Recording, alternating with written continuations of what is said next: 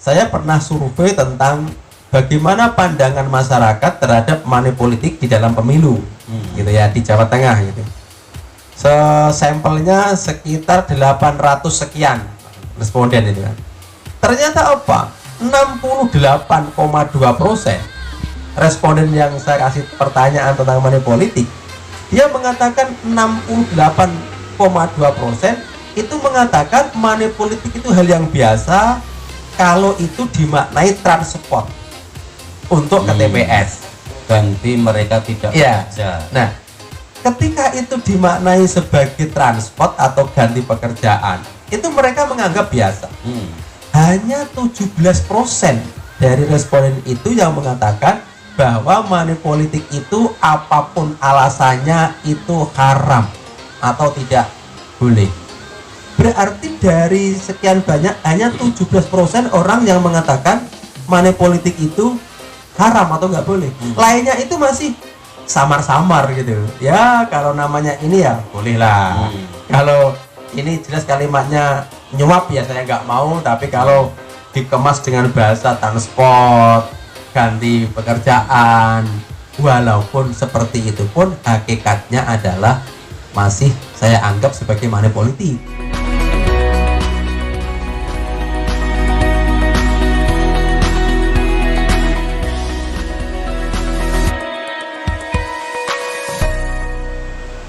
Assalamualaikum warahmatullahi wabarakatuh. Masyarakat Kudus dan sekitarnya masih tetap bersama saya di pojok kota Kretek. Malam ini kita coba bincang bersama Bapak Dr. Sayahan Moblek. Selamat malam Pak Dokter. Selamat malam. Jadi mungkin di beberapa minggu atau beberapa hari yang lalu ini di beberapa kabupaten di Indonesia ini kan sedang ada pesta demokrasi. Artinya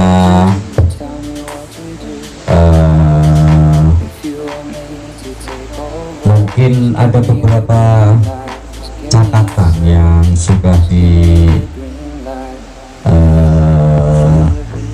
oleh Pak Sayahan. Sebenarnya pilkada langsung dengan masa depan demokrasi Indonesia ini seperti apa Pak Sayahan? Ya, terima kasih Kang Fikri dan para pemirsa semua yang melihat acara live pada malam hari ini. Ketika berbicara tentang pilkada, pertama kali yang ingin saya sampaikan itu kan bahwa pilkada ini sebenarnya dilakukan itu kan dalam rangka mewujudkan keinginan atau indikasi dari demokrasi. Jadi pilkada itu dilakukan dalam rangka untuk memenuhi kriteria negara demokrasi, gitu ya. Kemudian demokrasi ini salah satu cara atau sarana untuk mencapai kesejahteraan rakyat. Inti dari sebuah negara ada itu kesejahteraan. Salah satu cara yang dipakai melalui demokrasi. Bentuk demokrasi salah satunya pilihan langsung.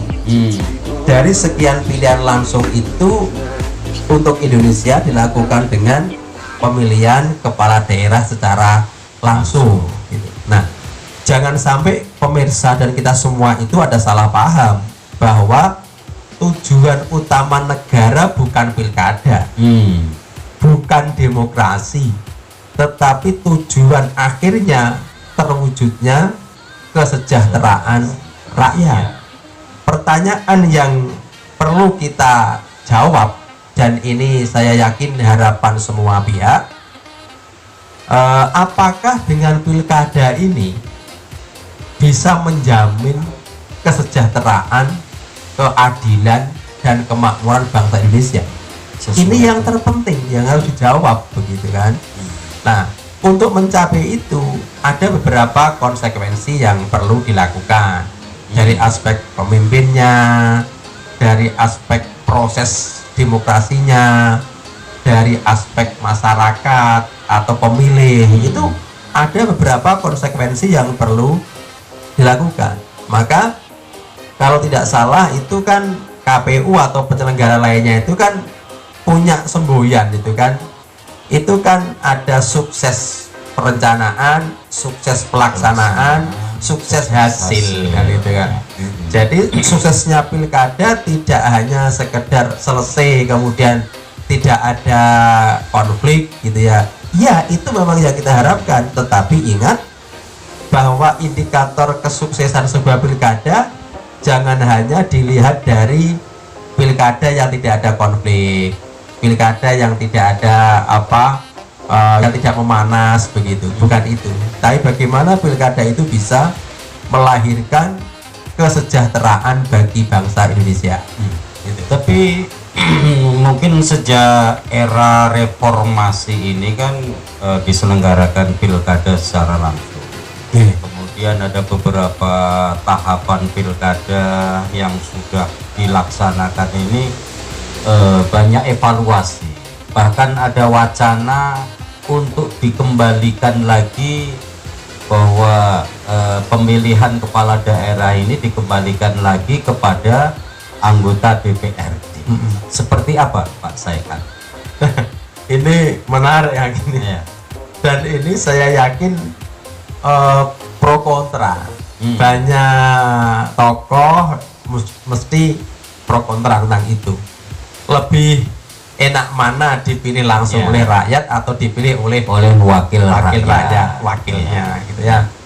Nah, memang demokrasi dengan pemilu pilih langsung atau perwakilan itu kalau kita melihat sejarah Islam terutama ya, karena saya orang Muslim, saya mencoba melihat dari sejarah Islam.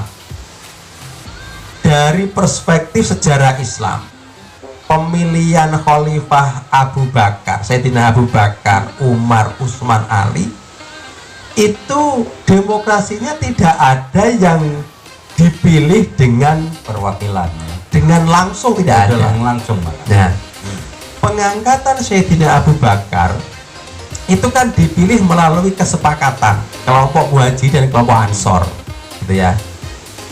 Pengangkatan Sayyidina Abu Bakar itu karena dilihat dari indikasi beliau itu mumpuni. Salah satu syaratnya atau kriterianya, Sayyidina Abu Bakar itu orang yang paling kuat imannya, orang yang membenarkan Isra Mi'raj tanpa reserve gitu ya, harus mantap begitu. Kemudian yang menemani Rasulullah hijrah dari Mekah ke Madinah. Yang terakhir yang jadi indikasi, Sayyidina Abu Bakar itu diminta Rasulullah untuk menjadi imam sholat jamaah ketika Rasulullah itu sedang sakit. Indikasi itu kemudian dua kelompok memastikan, yakin kalau begini yang layak ya Sayyidina Abu Bakar. Nah, ketika Sayyidina Abu Bakar itu sudah menjelang wafat, pemilihan Sayyidina Umar itu ditunjuk oleh Sayyidina Abu Bakar. Kemudian Sayyidina Abu Bakar itu minta kesepakatan tokoh-tokoh. Jadi ditunjuk dulu, minta kesepakatan. Kalau Anda atau kalian tidak setuju, alasannya apa? Tunjukkan, gitu ya. Saya ingin mengangkat, meminta Sayyidina Umar untuk mengganti saya. Menurut kamu bagaimana? Dimintakan pendapat tokoh-tokoh Abdurrahman bin Auf, termasuk Sayyidina Utsman, gitu ya. Terjadilah Sayyidina Umar diangkat. Penunjukan dan kesepakatan. Ketika Sayyidina Utsman dan Sayyidina Ali pengangkatannya sebagai khalifah atau pemimpin, itu menggunakan tim formatur. Kalau sekarang, kalau istilahnya adalah al-khali wal akdi, itu ada 7 orang, kemudian rapat mana yang paling cocok dipilih, diangkatlah Sayyidina Utsman dan Sayyidina Ali. Tidak ada yang model pilihan langsung, itu tidak ada.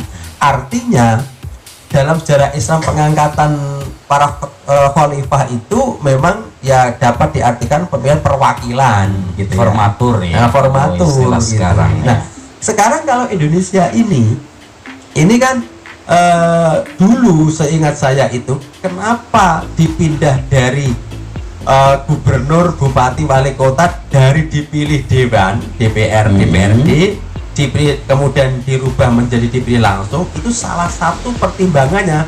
Dulu saya masih ingat itu kan ingin menghilangkan money politik kan.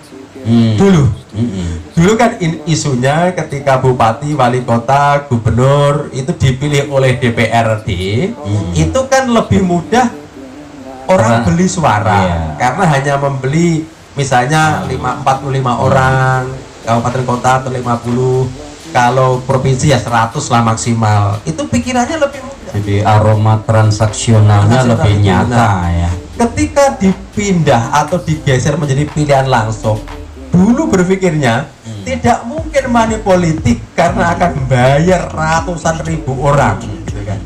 Tetapi ternyata ketika dipilih langsung oleh rakyat, aroma bau-bau tentang money politik malah juga lebih masih ada, masih juga ada yang ketangkep, ada yang tidak ketangkep, tapi auranya itu terasa dan terdengar, terlihat.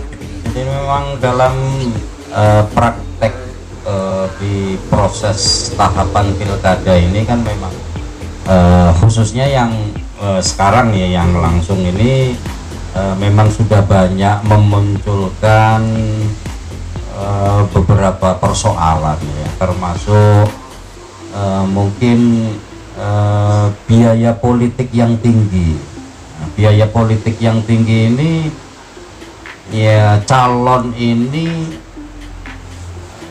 harus mengeluarkan sejumlah dana untuk mahar politik Ya, artinya untuk mendapatkan kendaraan ini sudah menjadi rahasia umum bahwa mahar politik ini memang nyata kan. Seperti apa Pak Saikan? Kalau saya nggak tahu ya kenapa muncul istilah mahar politik. Mahar itu kan sebenarnya itu untuk pernikahan. Iya. Nah, ketika bicara mahar itu kan bisa dimaknai ongkos gitu ya. Nah, tapi begini, istilah mahar politik yang dimaksudkan untuk mendapatkan kendaraan politik itu kan dianggap ada ya mungkin, dianggap tidak ada ya mungkin, karena saya tidak pernah mendengar seorang calon bupati, calon gubernur itu kemudian berani mengatakan saya kena mahar sekian. Tidak ada yang berani ngomong, kecuali yang kecewa ya. Nah, maka di sini saya katakan mahar politik sebetulnya itu ada apa tidak gitu. Ini masih tanda tanya karena bukti secara ilmiah kita tidak dapat. Tapi kalau money politik dalam artian serangan fajar itu kan memang pernah ada yang ketangkep, nyata gitu kan. Ada yang kena pidana karena money politik juga ada gitu. Nah,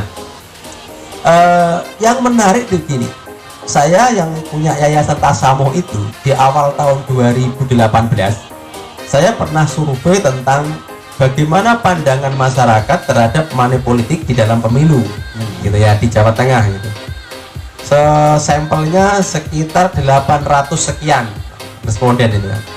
Ternyata apa? 68,2% responden yang saya kasih pertanyaan tentang money politik, dia mengatakan 68,2% itu mengatakan money politik itu hal yang biasa kalau itu dimaknai transport untuk ke TPS. Ganti mereka tidak bekerja. Nah, ketika itu dimaknai sebagai transport atau ganti pekerjaan, itu mereka menganggap biasa. Hanya 17% dari responden itu yang mengatakan bahwa money politik itu apapun alasannya itu haram atau tidak boleh. Berarti dari sekian banyak hanya 17% orang yang mengatakan money politik itu haram atau nggak boleh. Lainnya itu masih samar-samar gitu ya. Kalau namanya ini ya bolehlah. Kalau ini jelas kalimatnya nyuap ya saya nggak mau, tapi kalau dikemas dengan bahasa transport, ganti pekerjaan, walaupun seperti itu pun hakikatnya adalah masih saya anggap sebagai money politik gitu. Iya, karena kenyataannya bahwa masyarakat pemilih ini sudah memiliki satu sikap atau satu perilaku, apalagi mungkin di daerah-daerah kita sering mendengar ora ono we ora obos dan artinya ketika memang tidak ada money politik, mereka ya mungkin untuk datang ke TPS juga berpikir kan begitu, sehingga apapun alasannya di pilkada langsung memang kenyataannya biaya politik tinggi.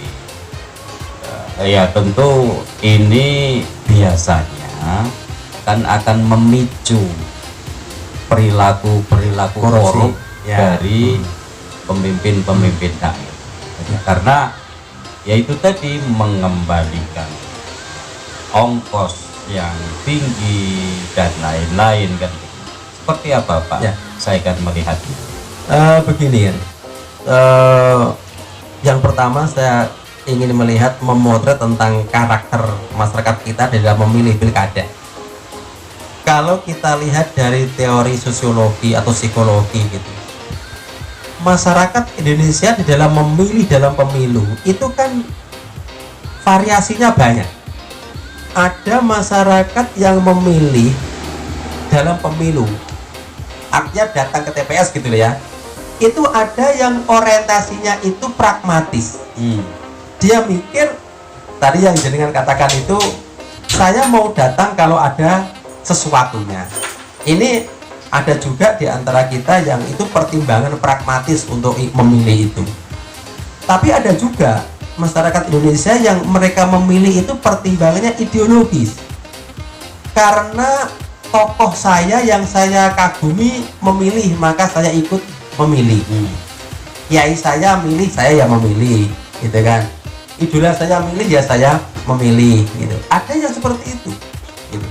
Kemudian ada juga yang memilih itu karena pertimbangan rasional. Saya mau memilih si A karena ini saya anggap dia orang baik, dia orang bertanggung jawab, dia orang amanah, maka saya datang untuk memilih, gitu ya. Nah, kemudian ada yang keempat, ada yang dia memilih itu mungkin karena semata-mata teknis aja, teknis administratif, teknis politis gitu. Ya karena dekat dengan rumah saya, ya karena diajak teman gitu ya, saya datang aja kan gitu. Nah, sayangnya secara sosiologis itu nampaknya saya melihat dengan maraknya jargon-jargon itu, nggak ono uang nggak datang gitu kan. Bahkan ada di sosial media yang mungkin guyon itu ya, ada spanduk siap menerima serangan fajar, ada seperti itu gitu kan. Bahkan mungkin yang paling ironis itu hampir semua calon mungkin tim sesnya ini memberikan dan diterima semuanya, ini yang mungkin yang menjadikan ongkosnya tinggi itu di situ.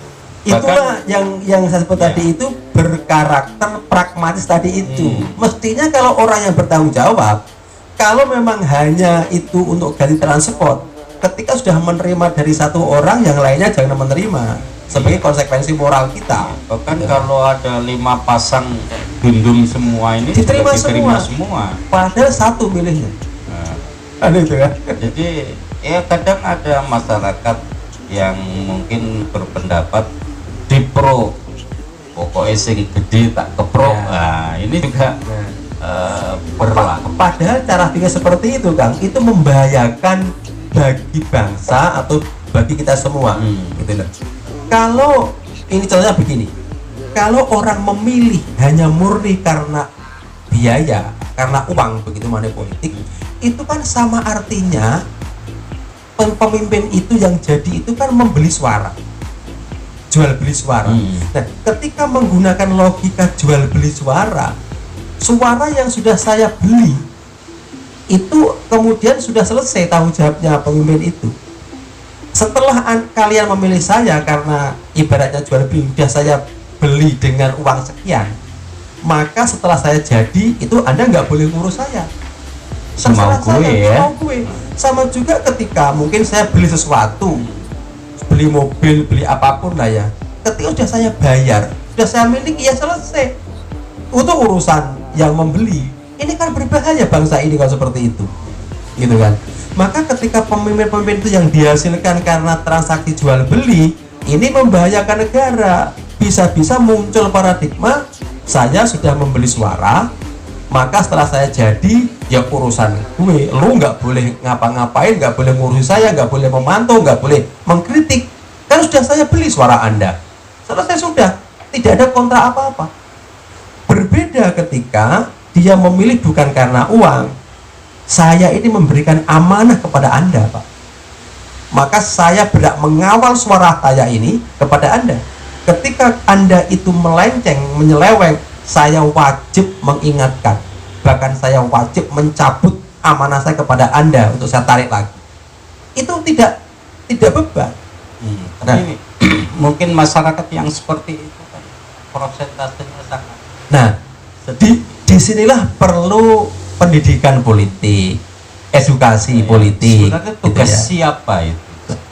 Kalau mengedukasi masyarakat agar bisa memiliki sikap pilihan yang seperti itu. Kalau bicara tanggung jawab edukasi, itu kan memang semuanya milik kita bersama ya, tetapi perannya berbeda-beda. Tentunya yang paling besar porsinya adalah pemerintah. Yang paling besar porsinya gitu kan, kalau kita bicara prosentase atau proporsi. Kemudian para tokoh, para ulama, para pemuda, elemen masyarakat juga memang harus bisa memberikan pendidikan politik itu. Ya, inilah diperlukan yang namanya pendidikan politik. Sekian, terima kasih Pak Saihan sudah bersama saya, dan demikian masyarakat Kudus masih tetap di pojok kota Kretek di centininews.com. Terima kasih, saya Fikri. Assalamualaikum warahmatullahi wabarakatuh.